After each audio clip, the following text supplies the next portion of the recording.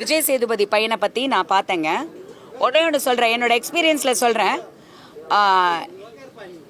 இன்னைக்கு ட்ரோல் படப்படுற அந்த பையன் ஒரு மிகப்பெரிய ஒரு தளபதி மாதிரி ஒரு ஸ்டாராக மாறுறதுக்கான அறிகுறி தான் அது. உண்மையாக சொல்கிறேன்.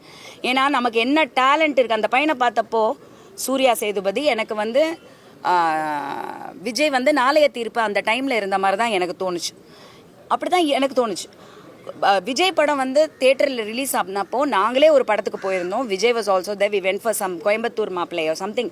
அந்த டைமில் தேவா ஐ திங்க் ஏதோ ஒன்று வந்திருந்தது, சந்திரலேகா வந்த டைமில். அப்போது சத்தியமாக கொசு இப்படி அடிக்கிறாங்க, அப்படி கிண்டல் பண்ணியிருக்காங்க விஜயோட ஃபேஸை. அதை நான் கண்ணால் பார்த்துருக்கேன், காதால் கேட்டிருக்கேன். விஜய்க்கே இது தெரியும் எவ்வளோ விமர்சனங்கள் வந்ததுன்னு.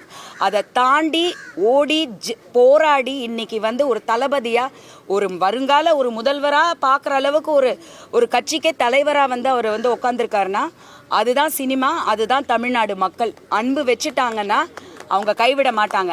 அதுக்கு முயற்சி மட்டுமே திருவினையாக்கும். சூர்யாவுக்கு நான் சொல்கிறது என்னென்னா, அதை மைண்டில் ஏற்றிக்கிட்டு அந்த பையன் போராடி அவங்க அப்பா மாதிரி, அவங்க அப்பாவோட பெரிய ஹீரோவாக வரணும். அதே தான் ஜோவிகாக்கும். நயன்தாரா வந்த புதுசுலையோ இல்லை த்ரிஷா வந்த புதுசுலையோ யாரும் நீங்கள் எல்லாரையும் தான் பேசியிருக்கீங்க. இப்போ பார்த்தா பழைய படம் பார்த்தா என்ன இப்படி இருக்காங்கன்னு நமக்கே தோணும். அந்தந்த ஏஜ் வளரட்டும். எல்லாருமே அந்தந்த ஏஜ்லேருந்து வளர்ந்து ஒரு வெற்றிக்கு பின்னாடி இன்னொரு வெற்றி. ஒரு ஏஜ் வரும்போது ஆட்டோமேட்டிக்காக எல்லாருமே ஒரு மெச்சூரிட்டி கிடைக்கும். அப்புறம் வயசாகிடுச்சின்னுவீங்க. சின்ன வயசில் இப்படி சொல்லுவீங்க, கொஞ்சம் இதை எதானு ஒன்று சொல்கிறீங்க. என்ன பண்ணுறது சொல்லுங்கள்.